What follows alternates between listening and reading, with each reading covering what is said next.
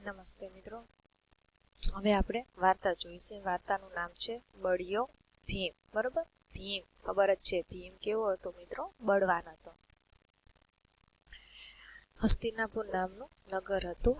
આ નગરમાં 105 રાજકુમાર રહેતા હતા. બરોબર, કયું નગર હતું? નગરનું નામ શું હતું? હસ્તિનાપુર. અને આ નગરની અંદર કેટલા રાજકુંવરો રહેતા હતા? 105 રાજકુમાર રહેતા હતા.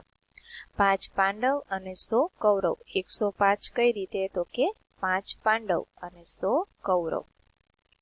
નાના નાના રાજકુમારો ખાય પીએ, રમે અને મજા કરે. એકવાર 5 પાંડવ બગીચામાં રમતા હતા. એટલામાં દુર્યોધન અને તેના 99 ભાઈઓ આવ્યા. બરોબર, કૌરવો 100 અને પાંડવો 5. તો એક દિવસ છે 5 પાંડવો છે એ બગીચામાં રમતા હતા. તો દુર્યોધન જે છે તેના 99 ભાઈઓ સાથે આવે છે. દુર્યોધન અને તેના બીજા ભાઈઓને પાંડવો જરાય ન ગમે. બરોબર, કેમ કે એ બંને વચ્ચે શું હતું? વેર હતું. એ લોકોને ગમતા નહોતા. એમાંય ભીમ માટે કૌરવોના મનમાં બહુ ખીજ. કૌરવો હંમેશા પાંડવોને હેરાન કરવાની તક શોધતા હોય. કૌરવો અને પાંડવો હતા, એમાં કૌરવો અને પાંડવોને ભાઈઓ ખરા, પણ એકાબીજાને ભળે નહીં. બરોબર, અને હંમેશા કૌરવો છે એ પાંડવોને હેરાન કરવાની તક શોધતા હતા. એ લોકોને હેરાન કરતા હતા. એક દિવસની વાત છે. દુર્યોધન પાંડવોને કહે, દુર્યોધન જે છે કૌરવોનો મોટો ભાઈ, બરોબર, પાંડવોને કહે ચાલો આપણે ભેગા મળીને આંબલી પીપળી રમીએ. બરોબર, કેમ કે એ લોકોને હેરાન કરવા માંગતો હતો. ભીમ અને અર્જુને રમવાની ના પાડી, પરંતુ યુધિષ્ઠિરે કહ્યું હા ચાલો આપણે સાથે રમીએ. પાંડવોમાં યુધિષ્ઠિર મોટા. બરોબર, એટલે ભીમ અને અર્જુન ના પાડે છે, પરંતુ મોટા ભાઈ કહે છે યુધિષ્ઠિર કે હા હાલો રમીએ. બરોબર, તો રમવું પડે છે, તો આપણે સાથે રમીએ. યુધિષ્ઠિરની વાત બધા પાંડવો માને, કેમ કે પાંડવોમાં એ મોટા હતા, એટલે એમની વાત માનવી પડે. રમવાનું શરૂ થયું અને કૌરવોએ એવું વિચાર્યું કે ભીમને દાવ આપવો અને આપણે ઝાડ પર ચડી જવું. તો શું કરે છે? યુધિષ્ઠિર ની વાત બધા માને છે. બરોબર, તો કૌરવો એવું કે છે કે પેલો દાવ કોને દેવાનો? ભીમને દેવાનો. બરોબર, અને ઝાડ પર ચડી જવું. અને એ ઝાડીઓ તો ઝાડ પર ચડી નહીં શકે. કેવી મજા આવશે? બરોબર, ભીમ શરીરમાં કેવો હતો? જાડો હતો. તો કૌરવો એમ કે છે કે પેલો દાવ ભીમને દેવાનો છે. અને કૌરવો એવું વિચાર્યું કે આપણે ઝાડ ઉપર ચડી જઈએ. ભીમનો દાવ આવ્યો. ભીમે આંખ બંધ કરીને ગણવાનું ચાલુ કર્યું. 1 2 3 4 એમ 10 11 એવી રીતે ક્યાં સુધી ગણ્યું? 100 સુધી ગણે છે. આંખ ઉઘાડી અને આજુબાજુ જોયું તો કોઈ જોવા ન મળે. 1 2 3 એમ ક્યાં સુધી ગણ્યું? 100 સુધી. પછી આંખ ઉઘાડે છે અને જોવે છે તો કોઈ એને દેખાતું નથી. દુર્યોધન અને બીજા કૌરવો ઝાડ પર બેસીને હસતા હતા. ભીમ ઝાડ નીચે ગયો. કૌરવો ભીમને ખીજવવા માંડ્યા. બરોબર, અહીંયા શું છે? દુર્યોધન અને બીજા એના ભાઈઓ એ ઝાડ ઉપર બેઠા છે અને હસતા હતા. બરોબર, ભીમ છે ભીમને ખીજવતા હતા. ભીમ છે એ ઝાડ નીચે ઊભો હતો.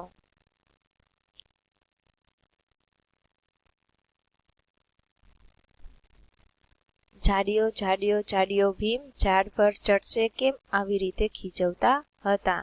આંબલી પીપળીનો દાવ દેવા આપણને એ અડશે કેમ? ભીમ વિચારમાં પડ્યો. વાત તો સાચી, હું ઝાડ પર કેવી રીતે ચઢું? ત્યાં તો કૌરવો ફરી બોલ્યા. બરોબર, ખીજવા માંડ્યા. કોઈના ટેકે ચડશે તો પણ ફેરો એનો ફોગટ જશે. ઝાડની ડાળીએ પગ મૂકશે તો ડાળી સાથે નીચે જશે. ભીમને બહુ ગુસ્સો આવ્યો. જોરથી બૂમ પાડી. એના મોટા અવાજથી 1 2 કૌરવો તો ધ્રુજવા લાગ્યા. ભીમે પોતાનો હાથી જેવો પગ પછાડ્યો. ધરતી ધ્રુજી. 2 3 કૌરવો તો ઓ મારે કરી નીચે પડ્યા.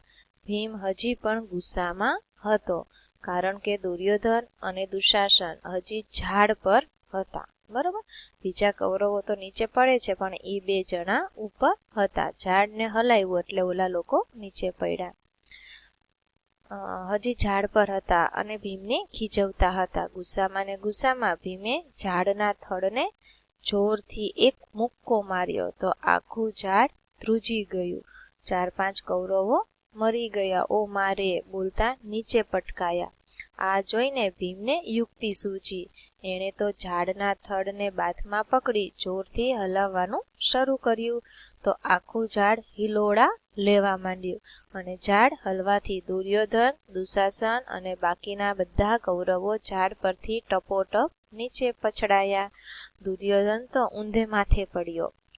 ભીમ દુર્યોધનને અડી ગયો. દાવ દુર્યોધન પર આવી ગયો. ભીમ ખુશ થઈ ગયો. બરોબર, ભીમે પોતાની યુક્તિથી, પોતાના બળથી, બરોબર, પોતાનો દાવ જીતી જાય છે અને દુર્યોધનને દાવ આપી દે છે, પકડી લે છે. પેલા બળિયો ભીમ વાર્તાનું અસરકારક મુખ વાંચન કરવાનું.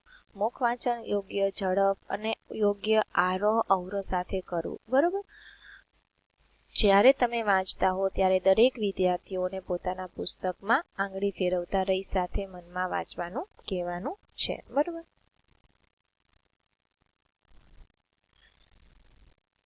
સાચા વાક્યની આગળ ખરાની નિશાની અને જે વાક્ય ખરું હોય તે ફરીથી લખવાનું છે. બરોબર,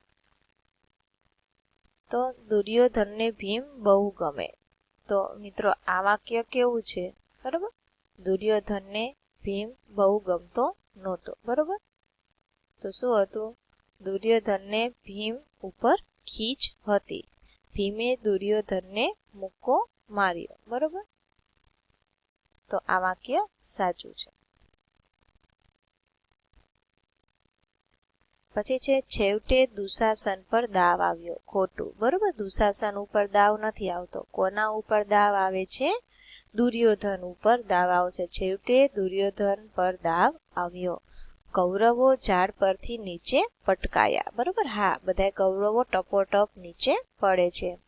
પાંડવો યુધિષ્ઠિરની બધી વાત માને. બરોબર, હા, પાંડવો છે એ યુધિષ્ઠિરની બધી વાત માને, કેમ કે યુધિષ્ઠિર પાંડવોમાં મોટા હતા. બરોબર, ભીમ, તો વાક્ય સાચું છે. ભીમ ખૂબ જ શક્તિશાળી હતો.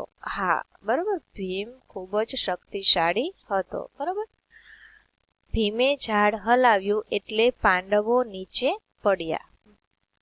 પાંડવો નીચે નથી પડ્યા મિત્રો. બરોબર, પાંડવો નહીં, પણ કોણ આવશે? કૌરવો. તો અહીંયા વાક્ય શું છે મિત્રો? ખોટું છે. તો અહીંયા લખવાનું કે ભીમે ઝાડ હલાવ્યું એટલે કૌરવો નીચે પડ્યા.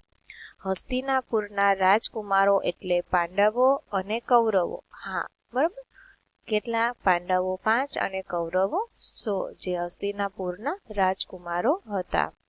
આંબલી પીપળી રમવાની કૌરવોને બહુ મજા પડી. બરોબર,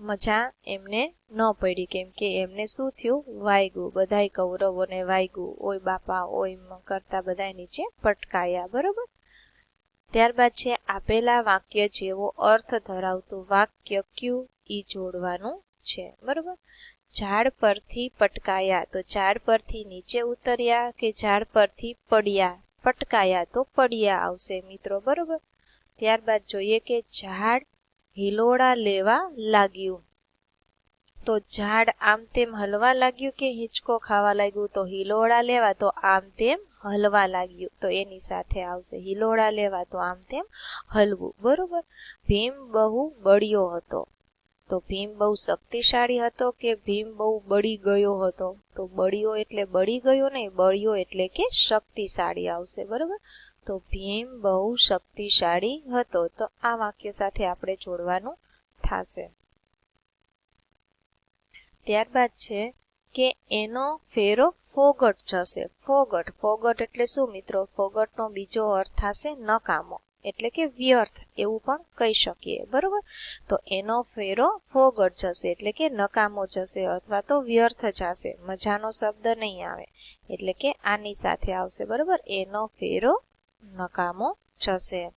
ભીમને એક યુક્તિ યાદ આવી, તો યાદ આવી એટલે કે ગમી ગઈ કે સૂજી એમ. બરોબર, યાદ આવવું તો આમ સૂજે, નવો વિચાર આવ્યો, તો ભીમને એક યુક્તિ સૂજી. બરોબર, એટલે કે યાદ આવી ગયું એમ. પછી છે શબ્દોને યોગ્ય ક્રમમાં ગોઠવી અને વાક્ય બનાવવાનું છે. તો અહીંયા આપણને આડા અવળા શબ્દો આપ્યા છે. કહે છે દરરોજ મારા દાદા મને વાર્તા. તો આમાં આપણે પહેલા લખવું. તો પહેલા શું આવશે? તો કે મારા દાદા મને વાર્તા દરરોજ કહે છે. તો પહેલા આવશે મારા દાદા, બરાબર, દરરોજ. બીજું વાક્ય મને વાર્તા કહે છે.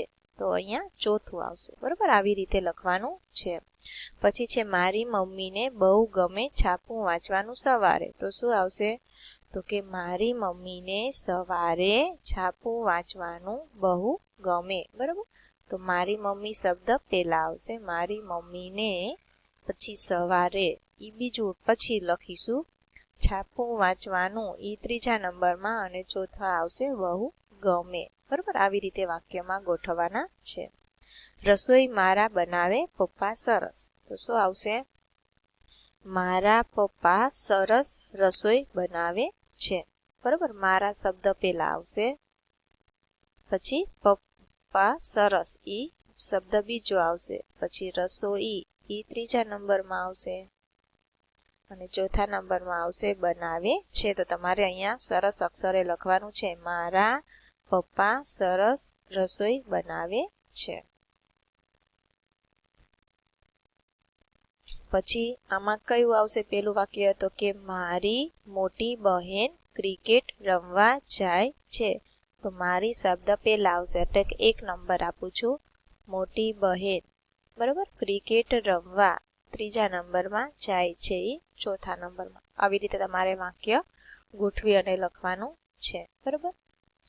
પછી છે બહુ મને ભાવે છે દૂધ ગાયનું. તો આને આપણે કેવી રીતે ગોઠવશું? તો કે મને, આ પેલું આવશે, મને ગાયનું દૂધ બહુ ભાવે છે, બરાબર. તો ગાયનું શબ્દ બીજો આવશે. ગાયનું શું? તો કે દૂધ એ ત્રીજા નંબરમાં બહુ ભાવે છે. તો આ 5મા નંબરમાં લખીશું, બરાબર. આવી રીતે તમારે આ જે શબ્દો આપ્યા છે છૂટા છૂટા એને ગોઠવી અને એક સરસ મજાનું વાક્ય, અર્થપૂર્ણ વાક્ય બનાવવાનું છે. પછી છે કે ચાલો ગાઈએ ગીતડું, જે આપણે સૌથી પહેલા ગાયું કે વડલા ડાળે વાંદરા ટોળી કરતી હુપા હો. ફરીથી તમારે અહીંયા એકવાર ગાવાનું છે. પછી છે નો, ની, નું અને ના મૂકી ખાલી જગ્યા પૂરવાની છે. તો ભીમ હાથ પણ મોટો. તો અહીંયા શું આવશે? ભીમનો કે ભીમની, બરાબર. ભીમનો હાથ પણ મોટા. તો ભીમ ના આવશે. શું આવશે અહીંયા? ભીમ ના, અહીંયા ના મૂકીશું, બરાબર. ભીમના હાથ પણ મોટા.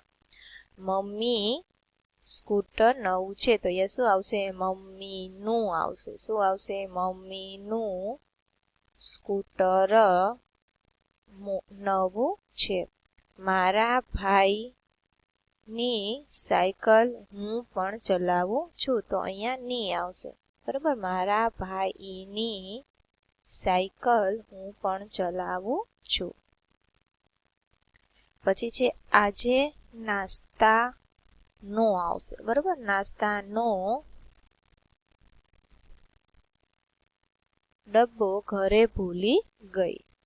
પેન્સિલ અણી તો વાગે એવી છે. તો પેન્સિલની આવશે, બરાબર. પેન્સિલની અણી તો વાગે એવી છે. પછી છે દાદા ચશ્મામાંથી કાચ કાઢી લીધો. તો અહીંયા આવશે દાદાના, બરાબર. દાદાના ચશ્મામાંથી કાચ કાઢી લીધો. પાંડવો યુધિષ્ઠિરનું આવશે, બરાબર. પાંડવો યુધિષ્ઠિરનું કહેવું માને. દુર્યોધનને ભીમની, બરાબર.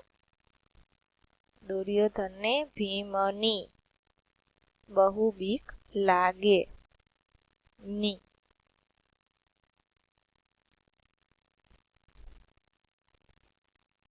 અહીંયા ની આવશે.